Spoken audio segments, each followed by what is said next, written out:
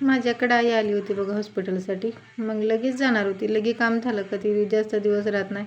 पण थोडं का होईना माझ्याकडे येत्या. पण माझ्या आईचे वांदे होतात बघा. दुसऱ्या दोघी बहिणी आहेत तर त्या म्हणतात आमच्याकडे येत नाही. पण आता माझ्याकडे हॉस्पिटलसाठी येते थोडा रिझल्ट आला आहे म्हणून. मग ती जाणार होती तर भावाच्या मुलाला आईनं सायकल आणली होती. मग आरव रुसला होता. आणि अनुबाईला पण ड्रेस घ्यायला आईनं पैसे दिले होते. तिचा बड्डे होता. तर तो म्हणत होता आई मला पैसे कोणच देत नाही. पण आई जर त्यावेळेस आली का त्याला खूप खायला पैसे देते. रोज म्हटलं तरी सारखे आईस्क्रीम वगैरे घेऊन देते. तरी पण त्याला रात्री सकाळी उठवून आई पैसे देऊन गेली. कारण आईला म्हणत होता माझ्या पण बड्डेला येईल. तर तो मोजून पण दाखवत होता. छान अशी बघा भाजी लावली होती. पालक पण आली होती. कोथिंबीर छान आली होती. पण एक नाही तो गूस आहे ती खाते सारखी यूज देत नाही भाज्या. हरभरे पण छान आले होते बघा. पण ते उकरून सगळे कवळे शेंडेच खाल्ले. काय माहिती त्यांना शेंडे खायला आवडतात. मग मी बाजारातून सुटकून आणले होते.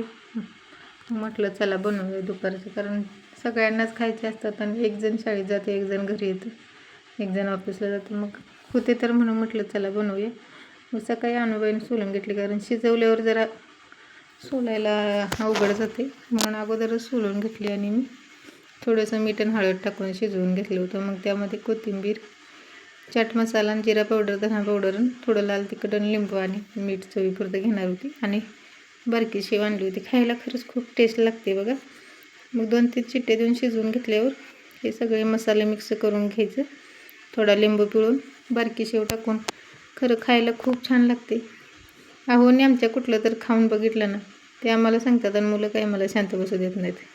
मग त्याने म्हटले मला त्यांची इच्छा पूर्ण करावंच लागते.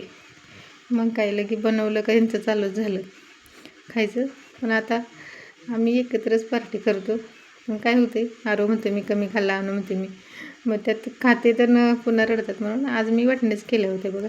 तरी पण म्हणते ते अनुबाईला जास्त गेले. तुम्हाला दिसते का अनुबाईच्या ताटात जास्त?